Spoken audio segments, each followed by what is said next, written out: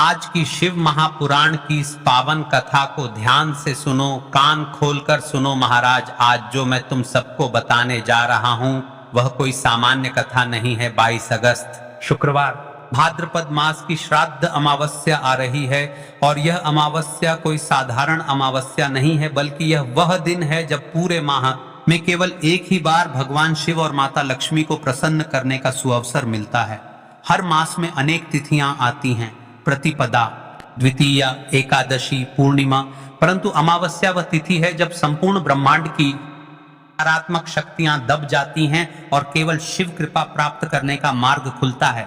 इसलिए शिव महापुराण में कहा गया है, अमावस्या पर किया गया छोटा सा कार्य अन्य दिनों के बड़े यज्ञ और अनुष्ठान से भी अधिक फलदायी होता है। कई सारे लोग प्रश्न करते हैं कि महाराज जी यहाँ अमावस्या इतनी विशेष क्यों है? तो देखिए भाइयों और बहनों, भाद्रपद मास की यह श्राद्ध अमावस्या इसलिए और भी महत्वपूर्ण है क्योंकि यह पितरों को तृप्त करने वाली तिथि है। यह शिव कृपा प्राप्त करने का अद्वितीय अवसर है और सबसे बड़ा कारण इस दिन मात्र 11 चावल के दाने और 2 दीपक का उपाय जीवन का अंधकार मिटाकर भाग्य का दीपक प्रज्वलित कर देता है। अगर आपके जीवन में धन आता है पर टिकता नहीं, घर में कलह, अशांति, रोग, कर्ज से मुक्ति नहीं, लक्ष्मी जी का स्थायी वास नहीं है या फिर मनोकामना अधूरी रह गई है, तो महाराज 22 अगस्त की इस अमावस्या पर 11 चावल के दाने और 2 दीपक का यह उपाय करना ही करना है। जैसे कि हम आपको यह उपाय को करने के लिए कहते हैं तो बहुत सारी मेरी माता प्रश्न करती हैं कि महाराज जी 11 चावल के जाने से आखिर क्या? तो देखिए, जो चावल के दाने हैं यह आपकी हर कार्य में आने वाली रुकावट को समाप्त करता है, आपकी हर कार्य में वृद्धि करता है। जैसे कि व्यापार ढंग से नहीं चल रहा है, घर में परेशानियां चलती है, तो आप यदि इस 11 चावल के दाने वाले उपाय को करेंगे तो आपके लिए बहुत ही लाभदायक होगा। और जो 2 दीपा के महाराज, ये आपके घर में माता लक्ष्मी जी का स्थायी वास करता है, यानी कि आप यदि यह 2 दीपक के वाले उपाय को भी करोगे तो आपके जीवन में बहुत सारे बदलाव होंगे। इसलिए 11 चावल के दाने और 2 दीपक यदि आप कर्म तो आपको फल अवश्य मिलेगा। लेकिन फल क्या मिलेगा? यदि आप इस उपाय को कर रहे हो तो आपको किस किस फल की प्राप्ति होगी यह भी सुन लो महाराज। अगर इस अमावस्या पर आपने मात्र 11 चावल के दाने और 2 दीपक का यह उपाय कर लिया तो देखिए क्या होगा। घर में स्थायी लक्ष्मी वास होगा, कभी दरिद्रता, तंगी, धन की कमी नहीं आएगी, कारोबार, नौकरी, व्यवसाय में उन्नति होगी, कर्ज और आर्थिक संकट स्वतः मिटेंगे। पितरों की कृपा से घर में शांति, संतोष और सौभाग्य आएगा और सबसे बड़ा वरदान शिव कृपा भर आपके ऊपर बनी रहेगी। देखिए, आज की शिव महापुराण की कथा में एक पत्र आया है। पत्र से जानिए कि महिला के साथ चमत्कार हुआ जिसने अमावस्या के दिन इस उपाय को करा। आप सुनिए एक सच्ची कथा। भोपाल की एक महिला सीमा जी, घर में हमेशा तंगी बनी रहती थी। पति कमाते थे पर पैसे घर में टिकते नहीं थे, बच्चों की पढ़ाई रुक गई थी, बार बार कर्ज बढ़ता जा रहा था। उन्होंने बहुत उपाय किए, कई पूजा पाठ किए पर कोई फल नहीं मिला। पिछले वर्ष भाद्रपद की अमावस्या पर उन्होंने यही 11 चावल और 2 का उपाय किया। महाराज कहते हैं उसी सप्ताह से घर का वातावरण बदलना शुरू हो गया। पति को प्रमोशन मिला, बच्चों की पढ़ाई के लिए अचानक से मदद मिल गई और सबसे बड़ा चमत्कार, जो घर कर्ज में डूबा था उसी घर में आज स्थायी सुख समृद्धि है। वह महिला आज भी कहती हैं अमावस्या का यह उपाय मेरे भाग्य को बदल गया। पिछली वीडियो में जिन माताएं बहनों ने कमेंट किया था अपनी राशि से जुड़ा भाग्य जानने के लिए, आज की 2 विशेषर राशि वृषभ राशि, जिनका धन अटक जाता है, बार बार खर्च हो जाता है, उनके लिए अमावस्या वरदान है। 11 चावल और 2 दीपक का उपाय इन्हें अकल्पनीय स्थायी लक्ष्मी वास दिलाएगा। दूसरी और विशेष राशि है कन्या राशि, जिनके जीवन में मेहनत के बाद भी फल नहीं मिल रहा, बार बार रुकावटें आ रही हैं, उनके लिए यह अमावस्या भाग्योदय का द्वार खोलेगी। लेकिन याद रहे, यह उपाय केवल इन 2 राशियों के लिए नहीं है, यह हर उस व्यक्ति के लिए है जो जीवन में सुख समृद्धि चाहता है। 22 अगस्त शुक्रवार भाद्रपद श्राद्ध अमावस्या को यह अवसर मत गंवाना। मात्र 11 चावल के दाने और 2 दीपक का उपाय जीवन की दरिद्रता को दूर कर देगा, घर में स्थायी सुख समृद्धि लाएगा और तुम्हारे भाग्य को उज्जवल बना देगा। यह कोई सामान्य कथा नहीं है, यह शिव महापुराण की अमृत कथा है। इसे हर किसी तक पहुंचाओ, शेयर करो। चलते हैं अब उस विशेष उपाय की तरफ जो आपको अमावस्या के दिन करना है। 11 चावल के दाने का उपाय सबसे बड़ा और विशेष उपाय, जो मनोकामना बड़े बड़े पूजा पाठ अनुष्ठान से पूर्ण नहीं होती, वह केवल इस 11 चावल के दाने वाले उपाय से हो जाती है। देखिए, सबसे पहले हम इस उपाय पर चर्चा करेंगे, फिर उसके पश्चात हम आटे के दीपक वाले उपाय के बारे में बात करेंगे। देखिए, अब हम बात कर लेते हैं उसे विशेष उपाय के बारे में, जो दोस्तों इस 11 चावल के दाने वाले उपाय। दोस्तों, इस 11 चावल के दाने वाले उपाय को आखिर करना किसको है, सबसे पहले हम लोग वह बात जान लेते हैं। तो देखो, घर की जो बड़ी माताएं बहनें होती हैं, उन माताओं बहनों में से कोई भी एक बड़ी माता बहन इस वाले उपाय को कर सकती है। और दोस्तों, अगर आप चाहें तो अपने घर में से सभी सदस्यों को भी इस उपाय को करवा सकते हैं। अगर किसी व्यक्ति की खुद की कोई मनोकामना है, खुद की कोई दुख और परेशानी है जो कि वह अपने लिए ही करना चाहता है, इस वाले उपाय को तो वह खुद अपने लिए भी कर सकता है। मतलब यह है कि कोई चाहता है कि मेरे जीवन में यह परेशानी चल रही है, यदि मैं इस 11 चावल के दाने वाले उपाय को करूंगा तो मेरा त्रिकालदर्शी, मेरा कैलाश अविनाशी, मेरे भोले बाबा मेरे जीवन से इस समस्या को समाप्त कर देंगे। तो आप यदि अपने लिए इस उपाय को कर रहे हैं तो आपको शिव मंदिर अकेले ही जाना है।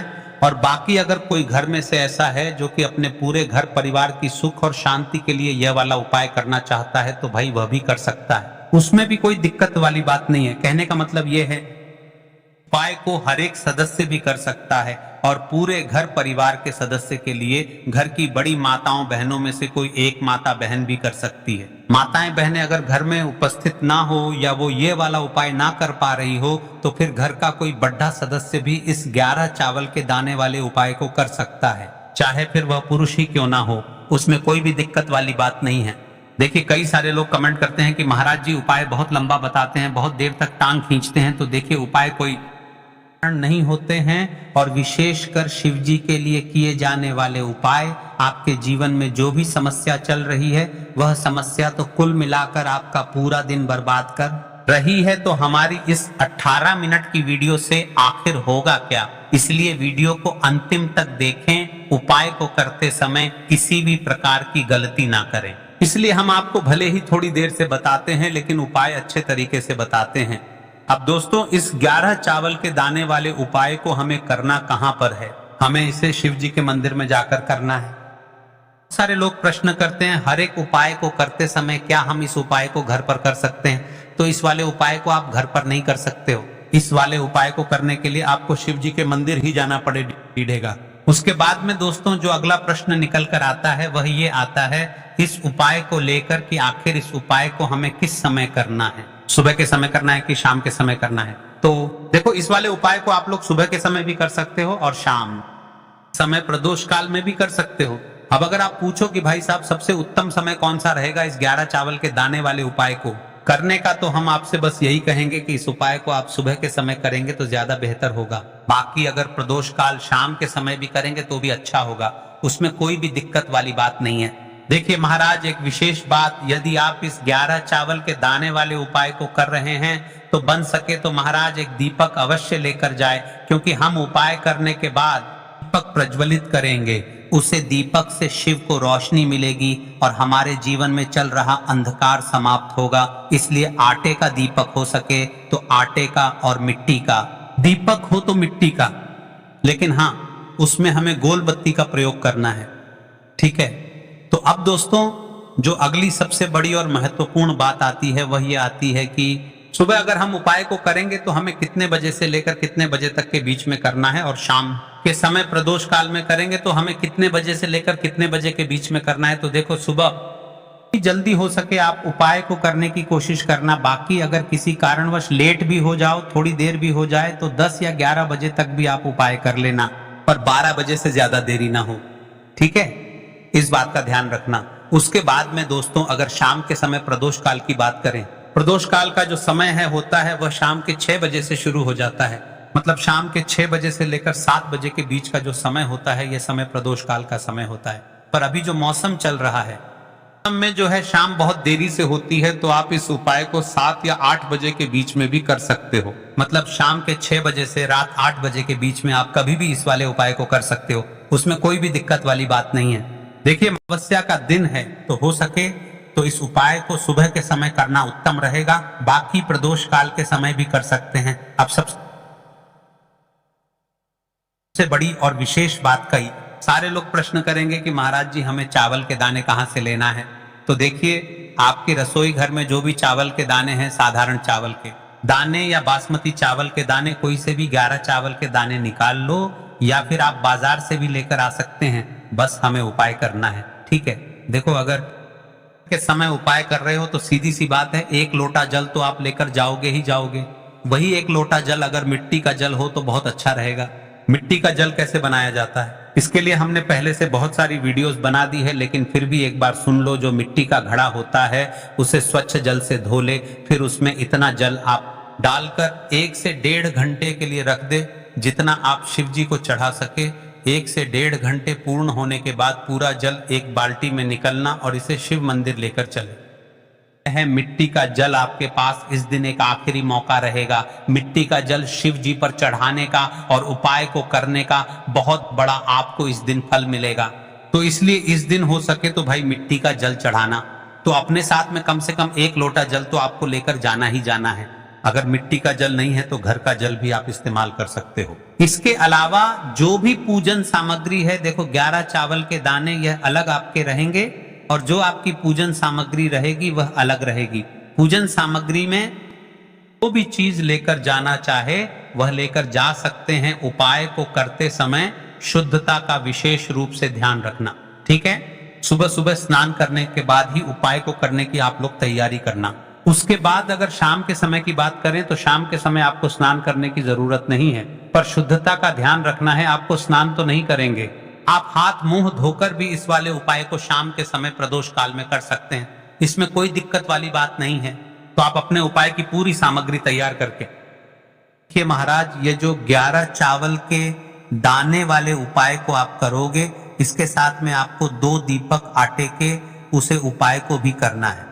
तो देखिए महाराज, जैसे ही आपकी 11 चावल के दाने वाले उपाय की सारी सामग्री तैयार हो जाती है, उसके पश्चात आपको इस 2 दीपक वाले उपाय को भी करना है। तो हमें इसकी भी सामग्री तैयार करनी है। तो देखिए आपको अच्छा शुद्ध आटा मूड़ लेना है और देखिए आपको उसे आटे में हल्दी का प्रयोग नहीं करना है और ना ही नमक का प्रयोग कर रहा है। अब आपको 2 दीपक बना लेने और जैसे ही 2 दीपक बन जाते हैं वैसे ही आपको 2 लंबी हुई की बत्ती लेना है। अब महाराज आपको उन दीपक में 1-1 चम्मच मीठा तेल डाल देना है, यानी कि सबसे पहले हमें दीपक प्रज्वलित करना है और दीपक इतनी देर तक चलने चाहिए जितनी देर में हमारा उपाय पूर्ण हो जाए। या तो आप दीपक को भर लो या फिर कम से कम 2 से 3 चम्मच मीठा तेल अवश्य डालो। अब देखिए आपको शिव मंदिर पहुंचना है और सबसे पहले आपको उपाय नहीं करना है। कई सारी मेरी माताएं बहनें रहती हैं, वह शिव मंदिर पहुंचकर उपाय को प्रारंभ कर देती हैं। आपको शिव जी को यह नहीं दर्शाना है कि आप शिव मंदिर आए हो अपने फायदे के लिए। आपको सबसे पहले शिव जी को प्रणाम करना है, फिर आपको उपाय करने। तो आपको सबसे पहले तो दीपक प्रज्वलित करना है। देखिए 1 दीपक आपको शिव मंदिर की चौखट पर प्रज्वलित करके रखना है और 1 दीपक अपने घर के मुख्य द्वार पर, तो आपको वहां पर 1 दीपक को ही जलाना है। सबसे पहले तो आपको उसे 1 दीपक को प्रज्वलित कर देना है और इस दीपक से आरती विधि कर लेनी है और शिवलिंग के पास में ही रखना है। पश्चात आपको इस 11 चावल के दाने वाले उपाय को करना है। आपका ये 11 चावल के जाने वाला उपाय पूर्ण हो जाता है, फिर आपको उसे दीपक को शिव मंदिर की चौखट पर रख देना है। ठीक है महाराज, और दीपक प्रज्वलित करते समय अपनी समस्या मन ही मन में दोहराना है। अब देखिए, अब जान लेते हैं उसे 11 चावल के दाने वाले उपाय के बारे में। तो देखिए महाराज, सबसे पहले तो 1 लोटा जल ही चढ़ेगा, उसके बाद में आपकी पूजन सामग्री चढ़ेगी। उसके बाद में अगर दोस्तों शाम के समय अगर आप इस उपाय को कर तो अपने साथ में कम से कम 1 जो दीपक है गोल बाती का, जो आप अपने साथ में लेकर गए हो, उस दीपक को मंदिर में जाकर अपनी माचिस से जलाना है और उस दीपक को शिवलिंग के पास में रखना है। ठीक है, दीपक को रखने के बाद ही आप लोगों को अपना ये वाला उपाय शुरू करना है और दीपक को ज्यादा पास में मत रखना। वैसे भी गर्मी पड़ रही है, भगवान शिव जी को आंच नहीं लगनी चाहिए, है ना। तो भाई जैसे ही आपकी पूजा अर्चना हो जाती है, शिव जी को प्रसन्न कर लेते हैं। उसके बाद में शिवलिंग के पास में एक ऐसे स्थान पर बैठे जहां पर आपको उपाय करने में कोई दिक्कत ना आए। और जो भी लोग हैं जो सुबह के समय शिव जी की पूजा वंदना करते हैं, उन्हें किसी भी प्रकार की दिक्कत नहीं आनी चाहिए। यानी कि आप उपाय कर रहे हो तो उन्हें दिक्कत नहीं होनी चाहिए। उसके बाद में शिवलिंग के पास ही में आप कहीं पर बैठ जाइए, सामने या आसपास जिस जगह पर आपको बैठना हो वहां पर बैठ जाइए और अपने वह 11 चावल के दाने अपने सामने निकाल कर रख, क्योंकि अब यहाँ पर उपाय को यहाँ पर करने की आपको तैयारी